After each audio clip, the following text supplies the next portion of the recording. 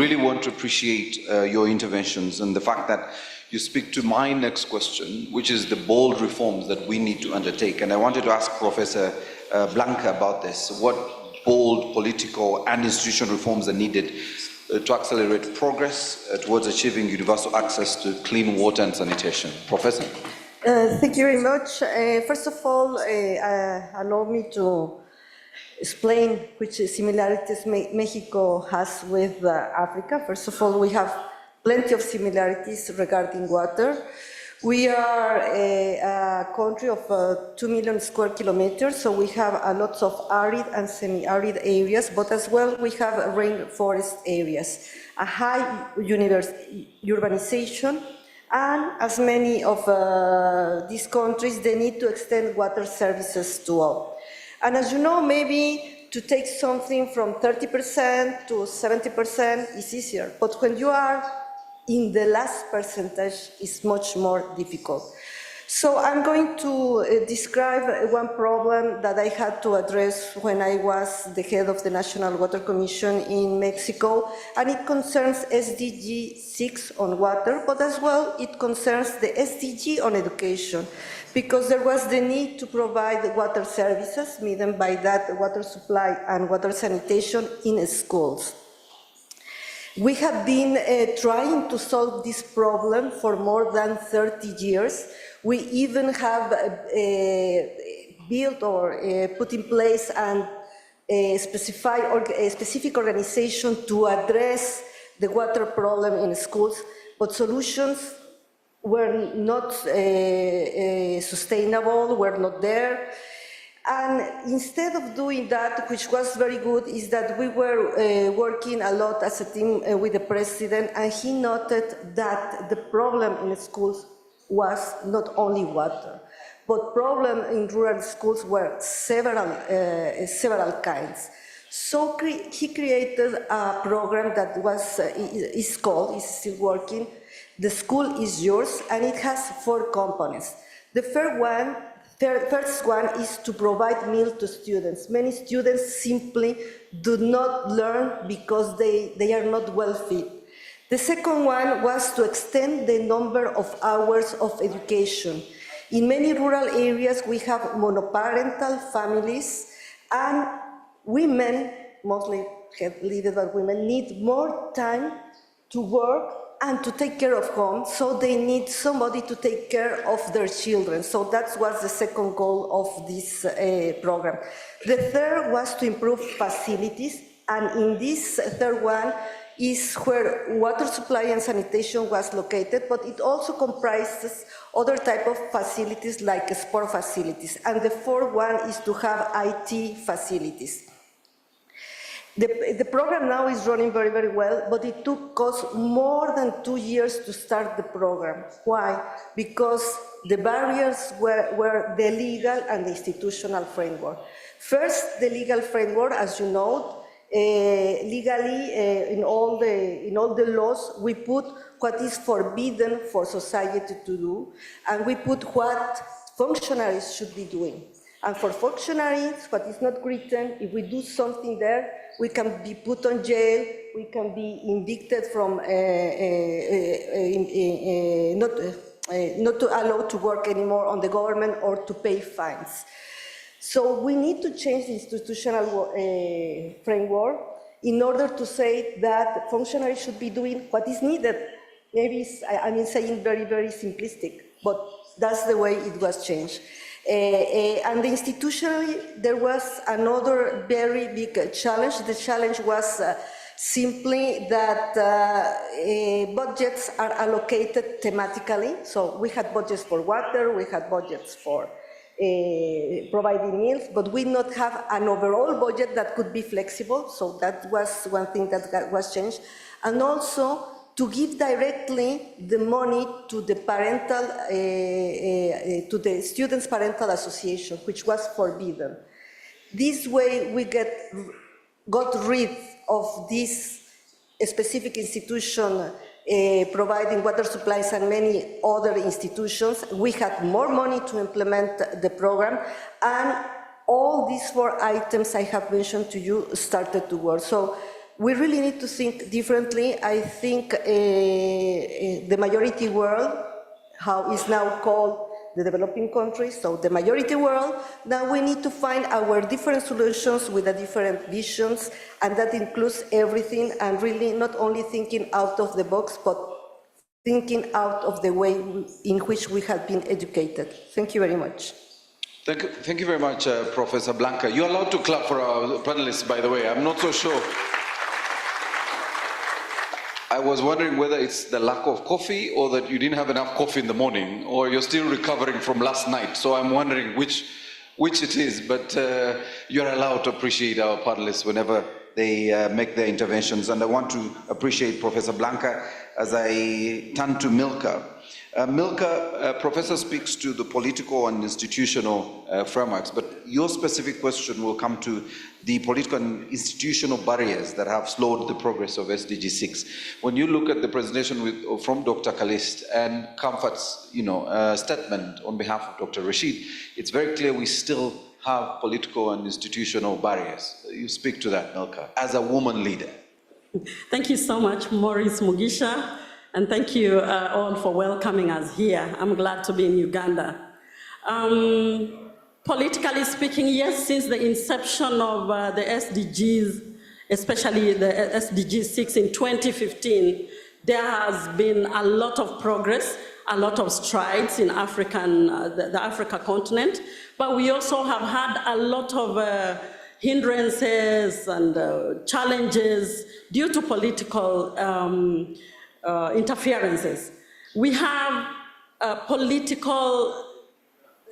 we don't have the political will. There is insufficient political will, and they have not given priority to the water and sanitation sector. They tend to give more priority, and they concentrate on things like security and economic development and energy, ignoring water, which is actually a human right, basic right. And as a woman politician, I would say that in the sector of water and sanitation, we should have more women leaders in that sector, because they are the ones who feel the pain. They are the ones who bear the loss when such kind of things happen. Recently in my country, a young woman trekked to go to the Tana River to fetch water, and she was attacked by a crocodile and she died, she was killed. It was so painful to some of us as women, because men are sitting at home, and please men do not throw stones back at me, but they are the women are the ones who mainly go out trekking, looking for water. So if they are placed in these positions, they will give more budgets, they will give priority to water and sanitation, and politically I'm sure that can happen and it will improve. Then we have weak governance and institutional capacity. Many African countries have weak water governance structures with fragmented responsibilities across multiple agencies. This leads to poor coordination, inefficiencies, and a lack of accountability. If we have strong governments who really take water and sanitation seriously, they would strengthen the governance, they would be more transparent, and they would make sure that the inefficiencies in all categories are addressed, and we will have a better system in water and sanitation. We also have, I'm glad Dr. Kalist talked about data and monitoring. Without data collection, you cannot know where you're coming from and where you're going. We must monitor progress through data collection. Most governments are lacking that. We must have a proper way of data collection and monitoring process so that we know what strides we are making and where we have the gaps. So that display on data collection by Dr. Kalist was really very good. So we also have a lot of corruption and mismanagement of funds. Funds can come. We can get a lot of funds from even donors, but are they utilized properly? Are the governments monitoring those funds that have come? our people are lining the funds in their pockets and doing other things, other than placing it in the right place where the money was targeted for, water and sanitation. Once corruption and mismanagement of funds is addressed, we shall have a very good system of water and sanitation, and we shall not have people lacking on the essential commodity, which is water. There is a lot of conflict and instability in the African continent. Currently, we are having Congo, where we have a lot of instability. Children and women are dying, they are suffering, they have no access to water. When we have such kind of instability, you find that the water sources are destroyed. The rioting youth will uproot the pipes and water, and therefore people will not access water. So we need to work as governments in Africa to ensure that we have stability and our countries are stable in order that we can have water and sanitation being in a good place. Then we have climate change and environmental degradation.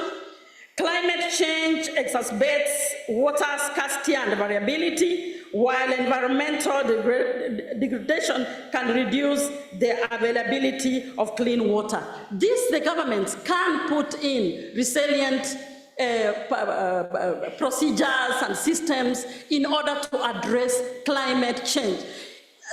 Dr. Rashid, is it Dr. Rashid or Dr. Kalis who talked about, if we continue doing things the usual way, we will continue lagging behind. So we must do things the unusual way in order for us to progress. And I think that if we address climate change and degradation, we are going to have a big change in the water and sanitation sector. And finally, social and cultural factors. Social and cultural norms can impact the acceptance and use of water and sanitation facilities. For example, open defecation may be culturally ingrained in some communities, making it difficult to promote the use of toilets. Use of toilets. If we as women, you can imagine when you are in your periods and you don't have access even to the toilets, you cannot even get water to clean up yourself. You can imagine the state in which you can be in. So these social norms, building of toilets, is a must thing in every country of the continent of Africa. We shall make good strides if we ensure that. A country like Rwanda has made such kind of strides, and if there are any Rwandans here, we need to network and also get some points and know how you're doing it in your country. Congratulations to Rwanda, if they are here. Yeah, I can hear them clapping. So, Maurice, addressing these barriers requires a multifaceted approach, including strengthening governance, institutional frameworks, increasing political commitment, mobilizing funds, and then again monitoring the funds so that we don't have a lot of corruption and mismanagement. Also improving data collection and monitoring, updating policies and regulations, building technical capacity, and addressing social and cultural factors. International cooperation and support can also play a crucial role in overcoming these challenges. Thank you. Thank you very much, Milka. Can we appreciate Milka, ladies and gentlemen? Spoke like a true African woman, all right? Yes. And honestly, I see the women are extremely excited now. I honestly think it is a contradiction, and listening to Milka, that we can invest a lot of money in security and, of course, speak about economic transformation of our people without addressing issues of access to water. That's a huge contradiction. That you're going to spend a lot of money in your health budget to address the challenges that come with poor access to water.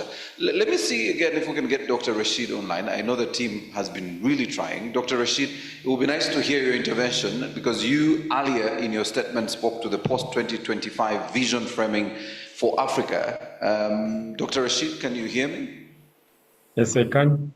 Can you hear me? All right. Team, Dr. Rashid? Dr. Rashid? Dr. Rashid? Yes, I can. Yes. Can you hear me? So you have, yes, we can hear you.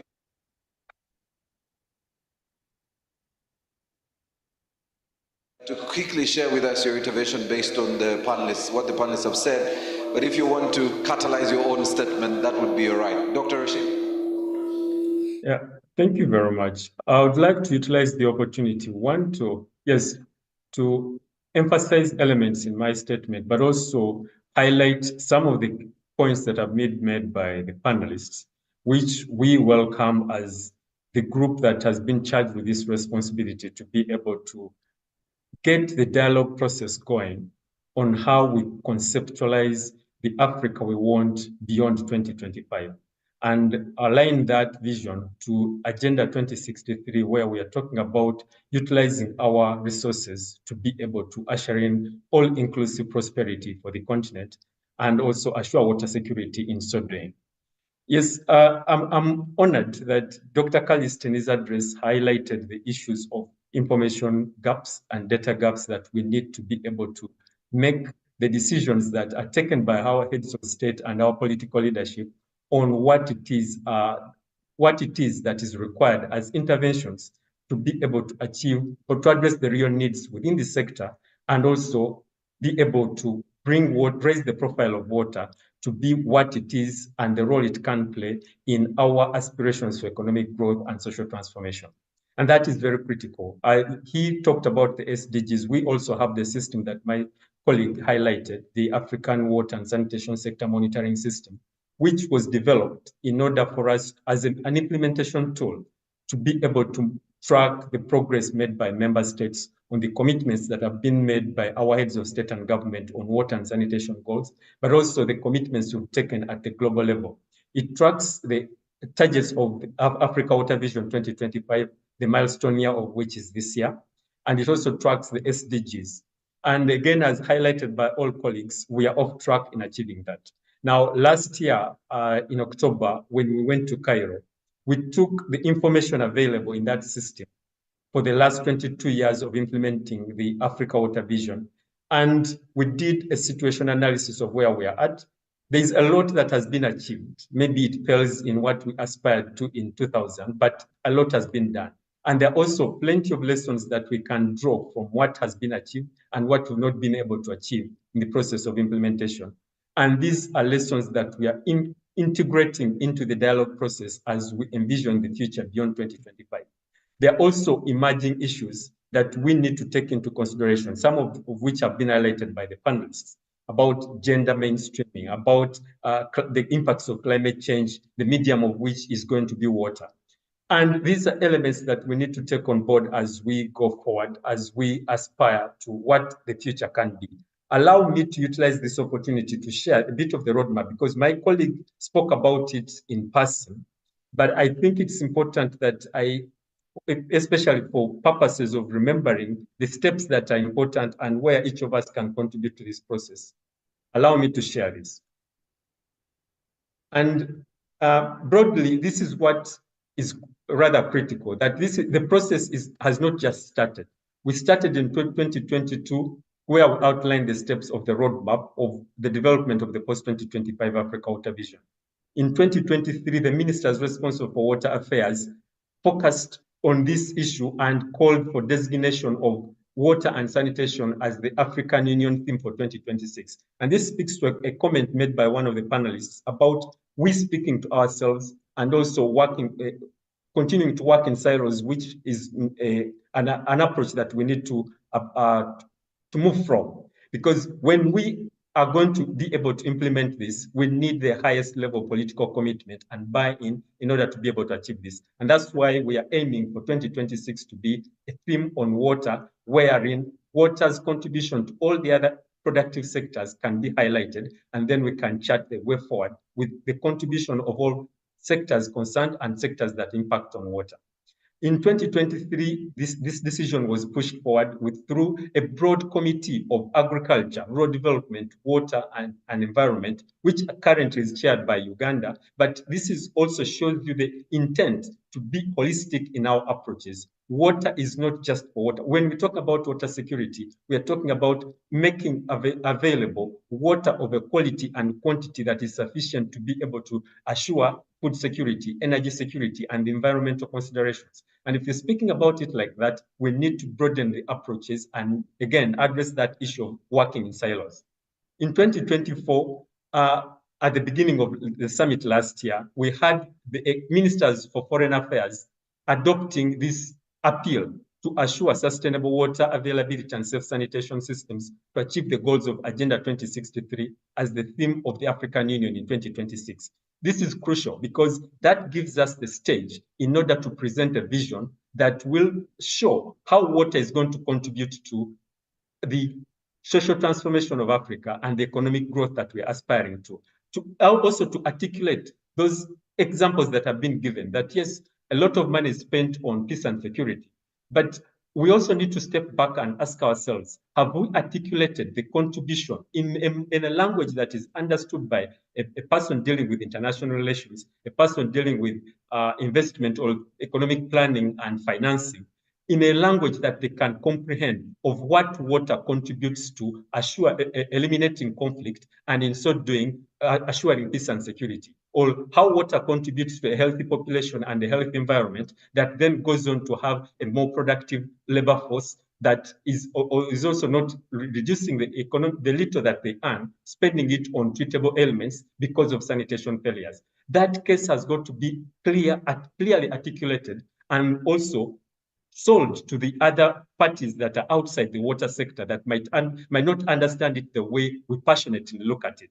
And this is also a critical element on why we went to the World Water Forum with a common African position that talks about understanding our challenges and how we are trying to react or respond to those challenges in order to be able to aspire to a practicable Africa water vision that will take us beyond 2025 and produce different results from what we've been able to achieve in the last 25 years of trying to actualize the Africa Water Vision 2025. Now, the Africa Water Week, as I highlighted, we took stock of what we've been able to do, and we set the baseline for where we need to take the Africa Water Vision beyond 2025. And this is, again, we need to assure broad and active stakeholder inputs and into prioritization of technical proposals and articulation of an action framework for the post-2025 Africa Water Vision. And again, here is where I need to emphasize the point made earlier about not working in silos. Speaking among ourselves, we are passionate about this. We know what we know what drives us. Water is life. Sanitation is dignity. But we also need to communicate this in a language where we are competing for $100 in the Ministry of Finance, and they can see the economic returns on investing $20 into water and be able to achieve socioeconomic transformation as they're looking to it. But if we continue talking about water as life and sanitation as dignity, we are speaking at the moral high ground, which might not gain us the traction we need to be able to respond to the real needs and have actionable programs going forward. We need to assure high-level political ownership of the vision and, in turn, active commitment to actualize it. It's not that we lack political commitment. If we look at the number of declarations and decisions that have been taken up to the heads of state and summit, up to the heads of state and government and state at the African Union, there is a lot going for us. But it's how we translate these commitments into action that we need to play more emphasis on. And the element about financing, we, again, as I highlighted before, we are competing for limited resources.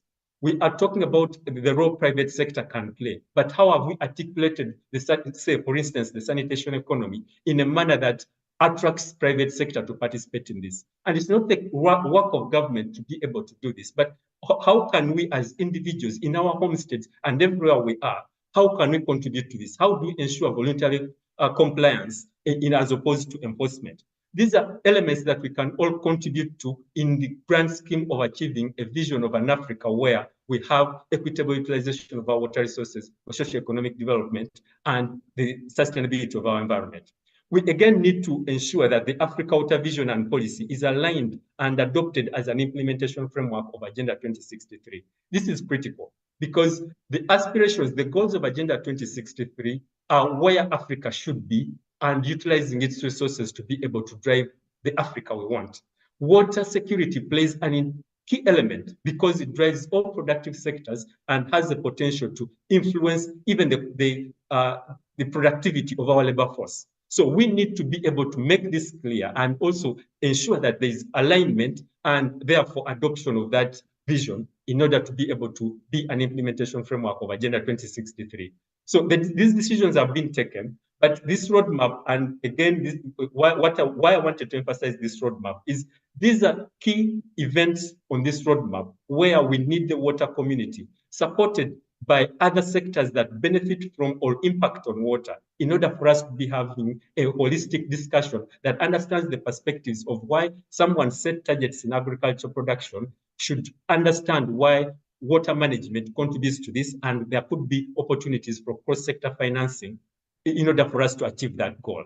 When someone is talking about the energy security and the role that water plays to assure energy security and eventually industrialization, we need to be able to sit at the same table and not speak to ourselves. So events like the consultation meetings that my colleague talked about in December, that was the start. But we now need to go into the regions, 5 regions of the African Union, and consult, take into consideration the priorities of the member states. Once we have collected the priorities of the member states, we understand that it's not just the member states that implement the water agenda. We have our development partners contributing to this. We have the coordinating institutions like UNECA, like AFWASA contributing to this, and the regional economic communities. And we have also the community that benefits from this. We need to have a dialogue that brings all these perspectives together. And we are lucky that the Republic of Zambia is trying to hold this at the highest possible level, but with multiple layers of dialogue. We need to understand it from the perspective of the beneficiaries, from the perspectives of the contributors, and from the perspective of the sovereign nations that are going to put in place the reforms necessary for us to have even a glimmer of hope to achieve this vision. So that event is critical and should be marked on our calendar for us to be there to look at the first draft of the post-2025 Africa Water Vision and interrogate it from the perspective of how do we eventually get to achieve the vision that we want and it's practical. That's the first step. Then the second step will be circulating that vision from June to September for the member states that are going to be the custodians and are going to be responsible for actualizing it to be able to appreciate the text, to own the text, and therefore by the time we get to October this year, when we are going to have the General Assembly of the Ministers responsible for water affairs, we are not lobbying at that point. We have a vision that we've all agreed upon and are ready to implement it so that once it's adopted, we take it through the organs of the African Union for it to be submitted to the General Assembly of 2025 next year, around this time next year, February, for it to be adopted as a framework document of the African Union. Then we can go on. We don't want to stop in Africa. We want to ensure vertical alignment of what we're aspiring to as a continent and how that influences the commitments and also the water agenda at global level. We are lucky that our colleagues, Senegal, are co-chairs of the UN 2026 conference. There should be integration between the action framework for the water theme in 2026 and the action framework for the UN 2026 conference, so that Africa influences this and this common position also puts across the way the perspectives are in Africa and how we can go on to launch implementation of this vision. And then we go on to annually follow up on this. And again, the 2 points I wanted to emphasize, touched on by my colleague, Dr. Tindimugaya, about thinking business unusual. We need to have a paradigm shift in how we are looking at water and how we want to develop the sector. We need to highlight the economic contribution of water to all productive sectors and the potential of the sanitation economy in order to be able to articulate how we can be able to attract commensurate funding to the task that we have. We need to raise the profile of water in our national systems for development planning and public investment. It's not enough for us to look to our development partners because at the end of the day, it's the domestic funding that we have and the investment in the sector that will develop the infrastructure required to deal with issues of climate change and its impacts, that is going to reduce the numbers that we are highlighting about the extent of our population that is receiving limited services or inadequate services for water supply and sanitation and even wastewater treatment, which is a scourge to Dr. the Rashid, I environment. must really request, I want to appreciate Doctor is extremely passionate about this conversation, and we could go on and on. I really apologize. I have a few more minutes to wrap this up, and it would be nice to have the intervention of some of our stakeholders in this room, the delegates. If I have some microphones which are available, I don't know if the Ashes have microphones. I've seen a hand on that side.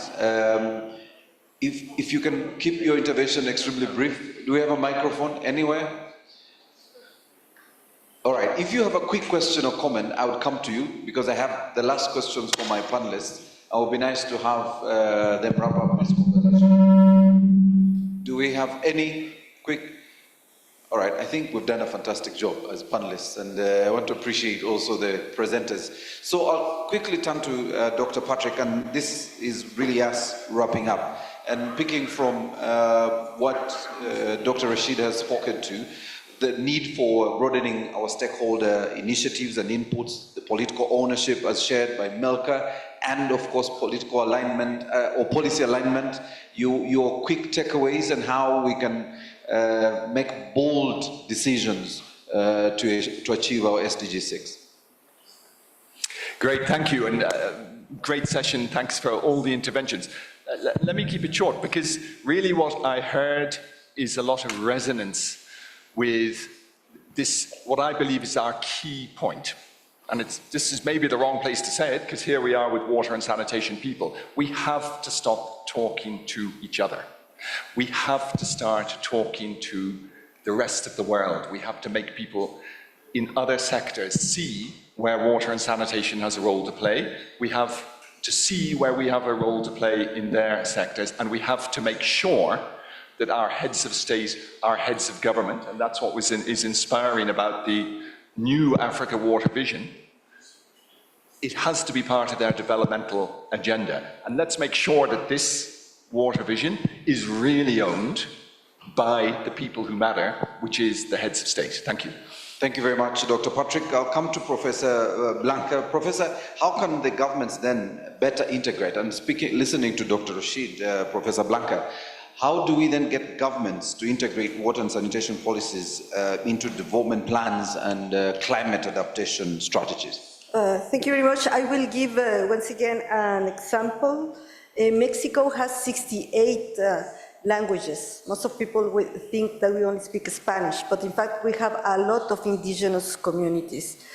And once the president asked me to provide water to an indigenous community, and he told me, oh, water is only 100 meters away the village. I don't know why they don't have water.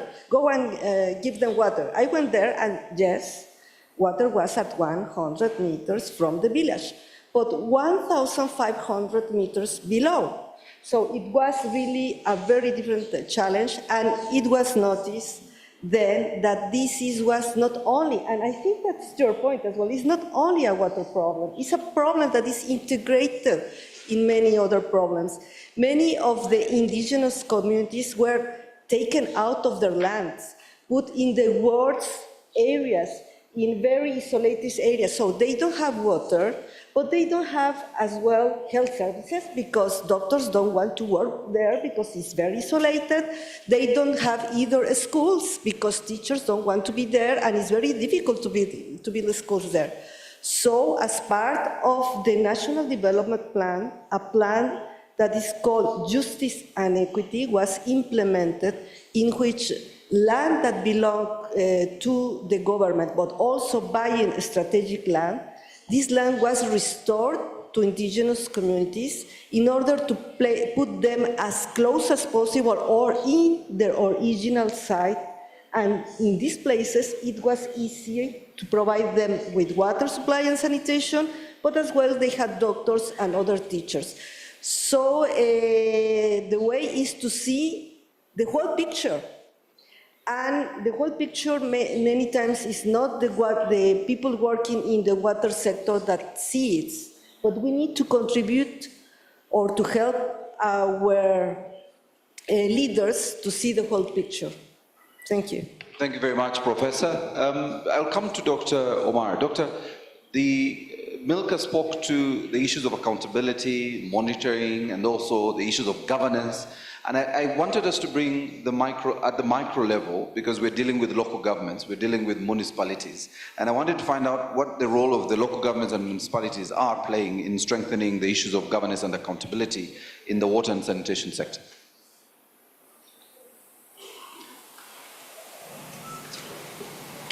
Merci. Je pense que les municipalités ont un rôle extrêmement important à jouer dans le développement, la politique d'accès, mais également que ce soit pour l'eau et pour l'assainissement. Parce que c'est elles qui sont les réceptacles de toutes les interventions des États, que ce soit dans les autres secteurs, mais aussi dans le secteur de l'eau et de l'assainissement. Aujourd'hui, s'il y a une panne de forage quelque part, la première personne que les populations interpellent, c'est le maire en général, qui remonte l'information auprès des autorités. Il est vrai que dans certains pays, l'eau et l'assainissement sont des compétences qui sont transférées aux collectivités locales. Il y a d'autres, comme dans notre pays, où ce n'est pas une compétence, disons, transférée. Mais n'empêche, les communes, quand même, jouent un rôle extrêmement important sur ces questions, même en matière d'assainissement, que ce soit en matière d'assainissement dans les villes ou en milieu rural. Également, les communes jouent un rôle éminemment important. Je donne un exemple. Aujourd'hui, s'il y a des questions d'inondation qui se posent très souvent au Sénégal, les communes se mobilisent et mobilisent que ce soit leurs moyens techniques, financiers pour pouvoir agir en collaboration avec l'État central. Vous allez au niveau de, disons, des communes dites rurales, là aussi, c'est vrai que les communes, en fait, la loi ne leur donne pas beaucoup de compétences en matière d'assainissement, mais il arrive que des communes réalisent des ouvrages, c'est-à-dire que ce soit dans les écoles, des latrines, des édifices publics, etc. Ça, c'est un travail que les communes font, mais la réflexion aujourd'hui est en cours pour voir comment on peut renforcer, par exemple, les communes en termes de compétences, mais aussi, pas transférer juste des compétences, mais aussi il faut leur transférer des moyens. Je rappelle aussi qu'en termes de planification, au Sénégal, la loi, que ce soit sur l'eau ou sur l'assainissement, confère des compétences de planification aux communes. Sauf que la difficulté avec les communes, souvent, il y a des communes quand même qui ont les moyens de leur politique en matière d'eau et d'assainissement, mais malheureusement, la plupart des communes n'ont pas ces moyens-là. Donc le défi, c'est de faire en sorte que, à côté de ces compétences, de ces attributs qu'elles exercent, on puisse aider les communes à développer, si vous voulez, cet assainissement, à développer des projets. L'autre aspect aussi que je voulais évoquer, c'est que le Sénégal a pris l'option, à côté de l'assainissement collectif, qui coûte extrêmement cher, de développer parallèlement l'assainissement autonome. Et là, pour l'assainissement autonome, nous avons en tout cas, les communes ont un rôle extrêmement important à jouer parce qu'il ne s'agit pas d'investissement trop lourd. Même dans la gestion du service, une réflexion est en cours pour que les communes également puissent accompagner les communautés dans la gestion du service de l'assainissement, notamment au niveau de l'assainissement autonome, parce qu'ici il est question de faire des ouvrages, des toilettes, de travailler sur les questions de vidange avec les acteurs privés, mais aussi les stations de traitement des bouts de vidange, les stations de traitement et de valorisation des bouts de vidange. Ça aussi, c'est des aspects sur lesquels les communes travaillent, mais il suffit juste que sur le plan juridique et institutionnel, que tout cela soit mieux encadré, qu'on puisse renforcer leurs compétences, mais également qu'on puisse aussi aider les communes à avoir plus de moyens pour faire face à ces défis. Thank you very much, Dr. Omar. And speaking to your point, Rwanda has introduced something similar that they've been handling with this, which is the community approach Umuganda, which has gone a long way in supporting both access to water, but also education and health. But Milka, I just wanted you to speak to this because when you spoke about the role of women in the communities and the fact that they can play a critical role on the issue of accountability, let's speak to local governments. You have some experience in that space. Local governments and the role of the local governments in addressing the issues of accountability when it comes to water access. Yes. Thank you, Maurice, once again. What we must understand first is that local governments are the closest people to the communities, and that makes them key actors in service delivery.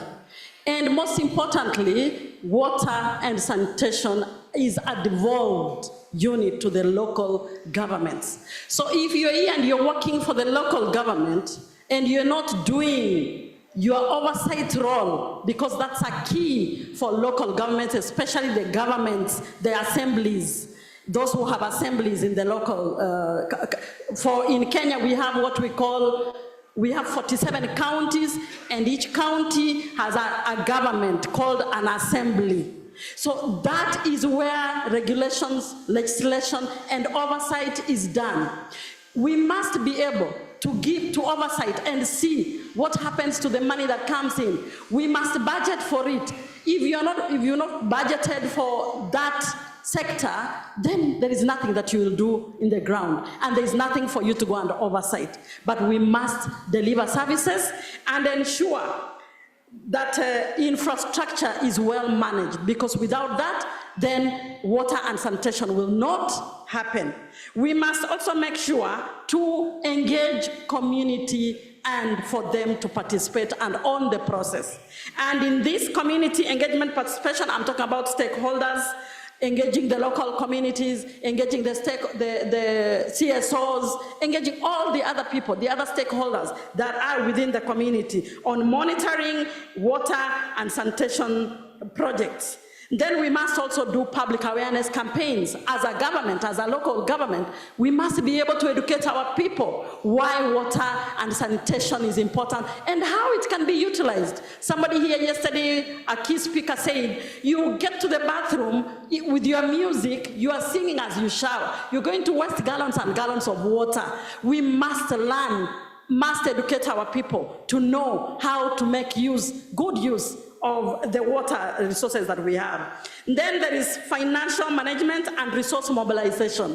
Budget allocation, resource mobilization, including grants, and also talking to other donors. But once the money comes, we must also now oversight and manage it well so that it goes to the intended areas. Transparent financial management. Let us be transparent. In the local government, the money has come in. How have we used it? Because it came in for water and sanitation. Have we used it properly? Are we making our donors proud? Or the money comes and they're not happy with us, they stop the donation. So let us have financial management.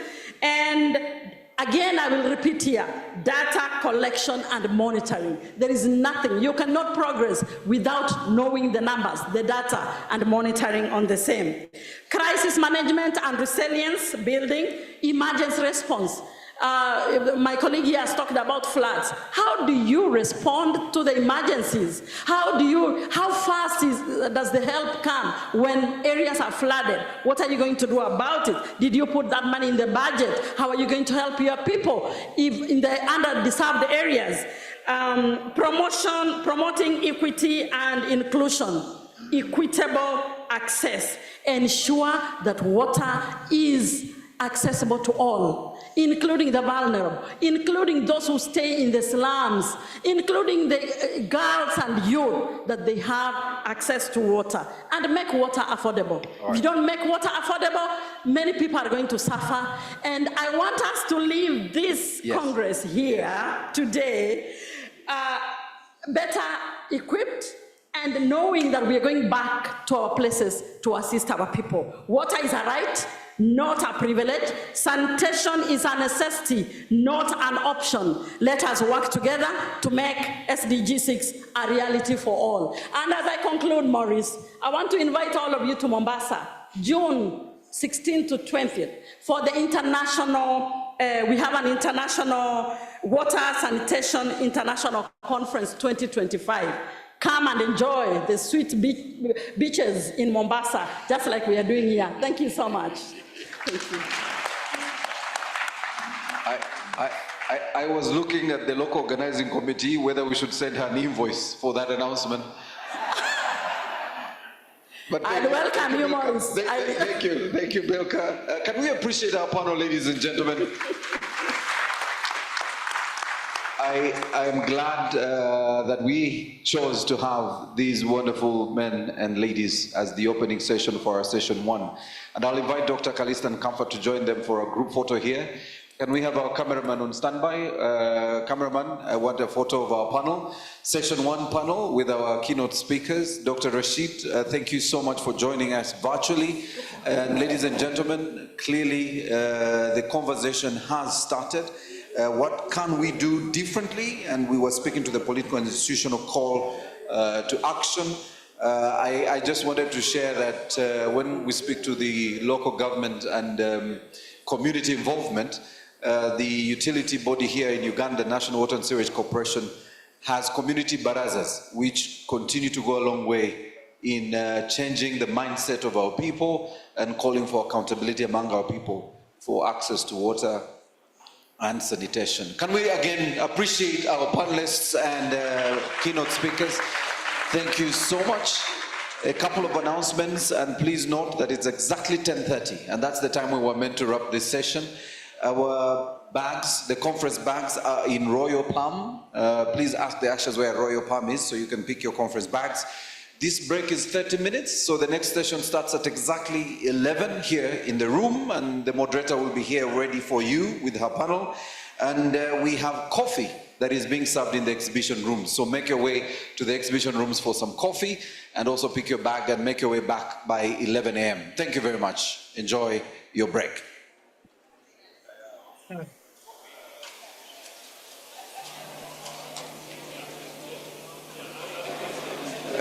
Please ensure you leave the gadgets on the chair. Hello, Maurice.